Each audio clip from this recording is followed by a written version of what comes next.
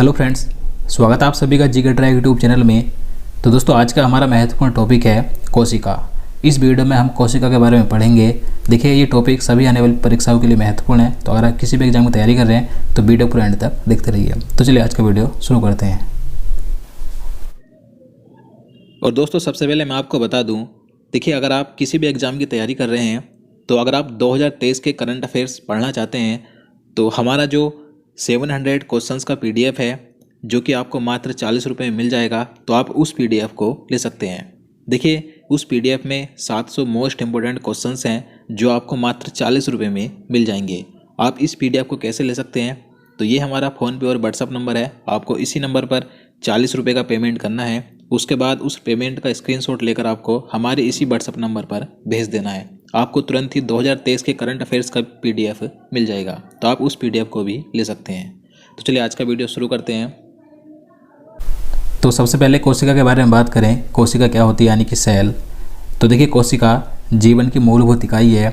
जीवधारियों की आधारभूत संरचनात्मक एवं कार्यात्मक इकाई को कोशिका कहा जाता है। यानी कि संसार के जितने भी सभी जीव हैं, चाहे उसमें मनुष्य हो, जीव जंतु हो, यानी कि इस संसार में जितने भी जीव हैं तो वे सभी छोटी छोटी कोशिकाओं से मिलकर बने होते हैं। अब यहाँ पर आगे प्रश्न की बात करें तो पहला प्रश्न है, कोशिका के अध्ययन को क्या कहा जाता है? तो दोस्तों, कोशिका के अध्ययन को कहा जाता है साइटोलॉजी या कोशिका जैविकी। तो आंसर भी होगा। याद रखना है, कोशिका के अध्ययन को साइटोलॉजी कहा जाता है। अब आपको कोशिका जैविकी भी याद रखना है। नेक्स्ट प्रश्न की बात करें, सर्वप्रथम कोशिका की खोज किसने की थी? तो आंसर होगा रॉबर्ट हुक ने। तो सबसे पहले कोशिका की खोज रॉबर्ट हुक ने की थी। अब देखिए, यहाँ से मैं आपको बता दूँ, सर्वप्रथम कोशिका की खोज रॉबर्ट हुक ने 1665 ईस्वी में की थी, लेकिन इन्होंने उस समय मृत कोशिका की खोज की थी। इनके बाद 1674 ईस्वी में एंटोनी वॉन ल्यूवेनहोक ने जीवित कोशिका की खोज की थी। तो यहाँ से कई क्वेश्चन बन सकते हैं। अगर पूछा जाए कि सबसे पहले कोशिका की खोज किसने की, तो रॉबर्ट हुक ने की 1665 में, लेकिन इन्होंने मृत कोशिका की खोज की थी। अगर पूछा जाए कि सर्वप्रथम जीवित कोशिका की खोज किसने की, तो एंटोनी वॉन ल्यूवेनहोक ने की 1674 में। देखिए, रॉबर्ट हुक को फादर ऑफ साइटोलॉजी कहा जाता है, तो याद रखना है।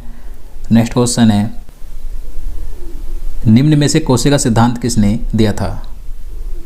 तो आंसर होगा MJ स्लाइडेन और थियोडोर स्वान ने। तो इन दोनों ने सर्वप्रथम कोशिका सिद्धांत दिया था। देखिए, MJ स्लाइडेन ये जर्मनी के वनस्पति वैज्ञानिक थे और थियोडोर स्वान ये जर्मनी के जंतु वैज्ञानिक थे। अब देखिए, इन्होंने सर्वप्रथम कोशिका सिद्धांत दिया था, तो इन्होंने उस सिद्धांत में क्या प्रमुख बातें कही थी, तो उन्हें जान लेते हैं। वहाँ से क्वेश्चन पूछे जाते हैं। तो कोशिका सिद्धांत की प्रमुख बातों की बात करें तो देखिए, इन्होंने कहा था प्रत्येक जीव की उत्पत्ति कोशिका से होती है। प्रत्येक जीव का शरीर एक या बहुत सी कोशिकाओं का बना होता है। प्रत्येक कोशिका एक स्वाधीन इकाई है, तथापि सभी कोशिकाएं मिलकर कार्य करती हैं। इसके फलस्वरूप एक जीव बनता है। और इसके बाद इन्होंने कहा था, कोशिका की उत्पत्ति की प्रक्रिया में जो केंद्रक होता है वे इसका मुख्य कार्यकर्ता होता है या सृष्टिकर्ता के रूप में भाग लेता है। तो ये कोशिका सिद्धांत की प्रमुख बातें थी। ये कोशिका सिद्धांत MJ स्लाइडेन और थियोडोर स्वान ने दिया था। इसके बाद नेक्स्ट क्वेश्चन है, सबसे छोटी कोशिका कौन सी होती है? तो सबसे छोटी कोशिका होती है माइकोप्लाज्मा। तो आंसर भी होगा। देखिए, माइकोप्लाज्मा को सबसे छोटी जीवित कोशिका के रूप में जाना जाता है। माइकोप्लाज्मा एक कोशिका जीव है जो ऑक्सीजन के बिना जीवित रह सकते हैं, तो याद रखना है। नेक्स्ट क्वेश्चन है, सबसे बड़ी कोशिका कौन सी होती है? अब देखिए, सबसे बड़ी कोशिका की बात करें तो आप सभी जानते हैं, सबसे बड़ी कोशिका होती है शुतुरमुर्ग का अंडा। तो आंसर ये होगा। सबसे छोटी कोशिका माइकोप्लाज्मा और सबसे बड़ी कोशिका शुतुरमुर्ग का अंडा। नेक्स्ट क्वेश्चन है, मानव शरीर की सबसे बड़ी कोशिका क्या होती है? तो आंसर ए होगा अंड कोशिका। तो देखिए, जो मादा अंडाणु होते हैं यानी कि अंड कोशिका, तो ये मानव शरीर की सबसे बड़ी कोशिका होती है। नेक्स्ट क्वेश्चन, मानव शरीर की सबसे छोटी कोशिका क्या होती है? तो आंसर होगा शुक्राणु। तो देखिए, नर युग्मक यानी कि नर में जो शुक्राणु होते हैं, तो ये मानव शरीर की सबसे छोटी कोशिका होती है, जबकि मानव शरीर की सबसे बड़ी कोशिका होती है मादा में अंड कोशिका। नेक्स्ट क्वेश्चन है, मानव शरीर की सबसे लंबी कोशिका क्या होती है? अब देखिए बात करें सबसे लंबी कोशिका की, तो मानव शरीर की सबसे लंबी कोशिका होती है तंत्रिका कोशिका, तो आंसर बी होगा। नेक्स्ट क्वेश्चन है, कोशिका झिल्ली किसमें पाई जाती है? तो कोशिका झिल्ली पाई जाती है जंतु कोशिका तथा पादप कोशिका दोनों में, तो आंसर सी होगा। कोशिका झिल्ली की बात करें, कोशिका झिल्ली क्या होती है? तो देखिए कोशिका के सभी अवयव एक झिल्ली के द्वारा घिरे होते हैं, इसी झिल्ली को कोशिका झिल्ली कहते हैं। इसके अलावा कोशिका झिल्ली को प्लाज्मा झिल्ली के नाम से भी जाना जाता है। याद रखना है, कोशिका झिल्ली जंतु तथा पादप कोशिका दोनों में पाई जाती है, जो मैं आपको पहले बता चुका हूँ। देखिए कोशिका झिल्ली मुख्यतः लिपिड व प्रोटीन की बनी होती है, तो यहाँ से भी क्वेश्चन पूछा जाता है कि कोशिका झिल्ली किसकी बनी होती है? तो लिपिड व प्रोटीन की बनी होती है। इसमें प्रमुख जो लिपिड होता है फास्फोलिपिड होते हैं। देखिए कोशिका झिल्ली ये अर्ध पारगम्य होती है। इसका मुख्य कार्य कोशिका के अंदर जाने वाले एवं अंदर से बाहर आने वाले पदार्थों का निर्धारण करना होता है, तो ये होती है कोशिका झिल्ली। इसके बाद नेक्स्ट क्वेश्चन की बात करें, कोशिका भित्ति निम्न में से किस में पाई जाती है? तो आंसर होगा केवल पादप कोशिका में। देखिए कोशिका भित्ति की बात करें तो कोशिका भित्ति ये पादप कोशिका में पाई जाती है। इसके अलावा ये जीवाणु कोशिका और कवक कोशिकाओं में भी मौजूद होती है, लेकिन ये जंतु कोशिकाओं में नहीं पाई जाती। तो कोशिका भित्ति पादप कोशिकाओं में पाई जाती है, इसके अलावा जीवाणु कोशिकाओं में भी होती है और कवक कोशिकाओं में भी होती है, लेकिन जंतु कोशिकाओं में नहीं होती। देखिए जो कोशिका भित्ति होती है यह पादप कोशिकाओं की प्लाज्मा झिल्ली को घेरती है और कोशिका को निश्चित आकार एवं आकृति बनाए रखने में सहायक होती है। इसके अलावा कोशिका भित्ति पेड़ों को कठोरता भी प्रदान करती है, तो याद रखना है। नेक्स्ट क्वेश्चन है, पादप कोशिका भित्ति किसकी बनी होती है? तो आंसर होगा सेल्यूलोज की। तो देखिए जो कोशिका भित्ति होती है मैंने आपको बता दिया है कि ये पादप कोशिका में होती है। इसके अलावा ये जीवाणु कोशिका और कवक कोशिकाओं में भी पाई जाती है। तो जो पादप कोशिका भित्ति होती है ये सेल्यूलोज की बनी होती है। जीवाणु कोशिका भित्ति पेप्टिडोग्लाइकन की बनी होती है और कवक कोशिका भित्ति ये काइटिन की बनी होती है, तो याद रखना है। नेक्स्ट क्वेश्चन है, केंद्रक किस में पाया जाता है?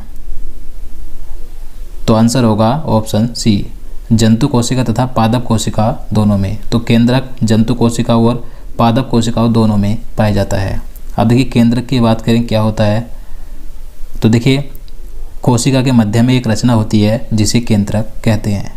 देखिए केंद्रक पादप कोशिका तथा जंतु कोशिका दोनों में पाया जाता है। केंद्रक को कोशिका का दिमाग भी कहते हैं, तो याद रखना है कि कोशिका का दिमाग किसे कहा जाता है, यानी कि मस्तिष्क, तो केंद्रक को कहा जाता है। देखिए केंद्रक कोशिका का सबसे प्रमुख अंग है क्योंकि यह कोशिका के प्रबंधक के रूप में कार्य करता है, यानी कि केंद्रक कोशिका को नियंत्रित करता है। देखिए केंद्रक में डीएनए और आरएनए और गुणसूत्र पाए जाते हैं। केंद्रक में 70 से 80% प्रोटीन, 10% डीएनए और 2 से 3% आरएनए पाया जाता है। इसके अलावा 3 से 5% इसमें लिपिड पाया जाता है, तो ये होता है केंद्रक। इसके बाद नेक्स्ट क्वेश्चन है, केंद्रक की खोज किसने की थी? तो आंसर होगा रॉबर्ट ब्राउन ने। तो रॉबर्ट ब्राउन ने केंद्रक की खोज की थी। देखिए रॉबर्ट ब्राउन ने केंद्रक की खोज 1831 में की थी। नेक्स्ट क्वेश्चन, कोशिका की प्रोटीन फैक्ट्री किसे कहा जाता है?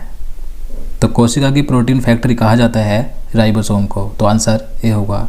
अब राइबोसोम की बात करें तो देखिए राइबोसोम को कोशिका की प्रोटीन फैक्ट्री कहा जाता है। अब इसे कोशिका की प्रोटीन फैक्ट्री क्यों कहा जाता है? क्योंकि इसका जो मुख्य कार्य होता है कोशिका में प्रोटीन का संश्लेषण करना होता है, तो इसलिए इसे कोशिका की प्रोटीन फैक्ट्री कहा जाता है। राइबोसोम पादप कोशिका तथा जंतु कोशिका दोनों में पाया जाता है। और देखिए राइबोसोम कोशिका का सबसे छोटा अंग होता है। यह राइबोन्यूक्लिक एसिड तथा प्रोटीन की बनी होती है। राइबोसोम की खोज जॉर्ज ए प्लाडे ने की थी, तो याद रखना है। नेक्स्ट क्वेश्चन, कोशिका का ऊर्जा गृह किसे कहते हैं? तो कोशिका का ऊर्जा गृह यानी कि पावर हाउस कहा जाता है माइटोकॉन्ड्रिया को, तो आंसर सी होगा। अब देखिए माइटोकॉन्ड्रिया की बात करें तो माइटोकॉन्ड्रिया कोशिका द्रव्य में पाई जाने वाली गोलाकार अथवा सूत्राकार रचनाएं होती हैं। माइटोकॉन्ड्रिया एक दोहरी झिल्ली से घिरी होती हैं। ये जो दोहरी झिल्ली होती है ये उभरी होती है, यानी कि इन उभारों को क्रस्टी कहते हैं। माइटोकॉन्ड्रिया को कोशिका का ऊर्जा गृह यानी कि पावर हाउस कहा जाता है, क्योंकि देखिए माइटोकॉन्ड्रिया ये कोशिका को ऊर्जा उत्पन्न करता है। माइटोकॉन्ड्रिया में कोशिका श्वसन से जो संबंधित कार्य होता है ये एटीपी के रूप में होता है। और इसके अलावा देखिए कोशिका में भोजन का ऑक्सीकरण माइटोकॉन्ड्रिया में ही होता है, तो याद रखना है। नेक्स्ट क्वेश्चन है, कोशिका की आत्महत्या थैली किसे कहा जाता है? तो कोशिका की आत्महत्या थैली कहा जाता है लाइसोसोम को, तो आंसर बी होगा। लाइसोसोम की बात करें तो देखिए इसकी खोज क्रिश्चियन दे दुबे ने की थी। लाइसोसोम कोशिका के अंदर पाचन का कार्य करता है। देखिए इसके अंदर जल अपघटक एंजाइम पाया जाता है। देखिए जब कोशिका के अंदर कोई अंग काम नहीं करता है तो वह उसे अंग को नष्ट कर देता है। इसके बाद जब कोशिका कार्य नहीं करती है तो वह फट जाती है, जिसे पूरी कोशिका नष्ट हो जाती है। इसलिए इसे कोशिका की आत्महत्या थैली यानी कि सुसाइड बैग कहा जाता है, तो याद रखना है। नेक्स्ट क्वेश्चन है, कोशिका में पदार्थों का परिवहन किसके द्वारा होता है? तो कोशिका में पदार्थों का परिवहन होता है गोल्जी काई के द्वारा, तो आंसर डी होगा। देखिए गोल्जी काई की बात करें तो इसकी खोज 1898 में कैमिलो गोल्जी ने की थी। गोल्जी काई ये पदार्थों का परिवहन करता है, अर्थात यातायात में सहायक है, इसलिए गोल्जी काई को यातायात प्रबंधक भी कहते हैं, तो याद रखना है। नेक्स्ट क्वेश्चन, निम्न में कोशिका विभाजन में सहायता कौन करता है? तो कोशिका विभाजन में सहायता करता है तारक काय, तो आंसर बी होगा। तारक काय की बात करें तो देखिए तारक काय केवल जंतु कोशिका में पाया जाता है। यह एक बेलन जैसी रचना होती है जो केंद्रक के पास मौजूद रहती है, तो तारक काय कोशिका विभाजन में सहायता करता है। नेक्स्ट क्वेश्चन, कोशिका रस निम्न में से किसे कहा जाता है? तो देखिए कोशिका रस कहा जाता है रसधानी को, तो आंसर ए होगा। रसधानी की बात करें तो देखिए रसधानी यह एक निर्जीव रचना है। इसमें तरल पदार्थ भरा होता है जो कि एक झिल्ली से घिरा होता है। तो रसधानी में एक प्रकार का द्रव पाया जाता है जिसे कोशिका रस कहते हैं। देखिए कोशिका रस में जल, खनिज लवण, कार्बोहाइड्रेट इत्यादि पाए जाते हैं। देखिए रसधानी जंतुओं में तो छोटी होती है लेकिन ये पादपों में बड़ी होती है, तो याद रखना है। नेक्स्ट क्वेश्चन, लवक कितने प्रकार के होते हैं? तो देखिए लवक होते हैं 3 प्रकार के, तो आंसर बी होगा। देखिए लवक की बात करें तो लवक ये केवल पादप कोशिका में पाए जाते हैं। यह 3 प्रकार के होते हैं, हरित लवक, अवर्णित लवक और वर्णित लवक, तो याद रखना है। नेक्स्ट क्वेश्चन, कोशिका कितने प्रकार की होती है? तो कोशिका 2 प्रकार की होती है, तो आंसर ए होगा। अब कौन कौन सी? तो कोशिका 2 प्रकार की होती हैं, प्रोकैरियोटिक कोशिका और यूकैरियोटिक कोशिका। अब इन दोनों के बारे में एक एक करके बात कर लेते हैं, इनमें क्या क्या अंतर होता है। तो सबसे पहले प्रोकैरियोटिक कोशिका की बात करें तो देखिए यह कोशिकाएं अर्ध विकसित होती हैं। इनमें केंद्रक भी अविकसित होता है और इनमें जो राइबोसोम होता है वो 70S प्रकार का होता है। इन कोशिकाओं में कोशिका विभाजन नहीं होता। इनमें स्वतंत्र तंत्र झिल्ली में होता है। अब ये जो प्रोकैरियोटिक कोशिका होती है किनमें पाई जाती हैं? उदाहरण के लिए जैसे कि बैक्टीरिया और माइकोप्लाज्मा। अब यूकैरियोटिक कोशिका की बात करें तो देखिए यह कोशिकाएं पूर्ण विकसित होती हैं। इनमें केंद्रक भी पूर्ण विकसित होता है और इनमें जो राइबोसोम होता है वो 80S प्रकार का होता है। इनमें कोशिका विभाजन भी होता है और स्वतंत्र तंत्र इन कोशिकाओं में माइटोकॉन्ड्रिया में होता है। उदाहरण के लिए पौधे और जीव। तो ये यूकैरियोटिक कोशिका हम सभी जीव जंतु और पौधों में पाई जाती है। तो दोस्तों आज के लिए इतना ही। उम्मीद करता हूँ आपको वीडियो पसंद आएगा। अब चलिए आज का प्रश्न देखते हैं जिसका आंसर आपको नीचे कमेंट बॉक्स में बताना है। तो आपके लिए प्रश्न है जो कि इसी वीडियो का है, कोशिका की प्रोटीन फैक्ट्री किसे कहा जाता है? तो इसका आंसर आपको नीचे कमेंट बॉक्स में बताना है। तो दोस्तों उम्मीद करता हूँ आपको वीडियो पसंद आएगा। अगर आपको वीडियो अच्छा लगा हो, आपके लिए हेल्पफुल हो तो प्लीज़ वीडियो को लाइक और शेयर करना, साथ ही चैनल को भी सब्सक्राइब कर लेना। तो चलिए मिलते हैं नेक्स्ट वीडियो में। जय हिंद, जय भारत।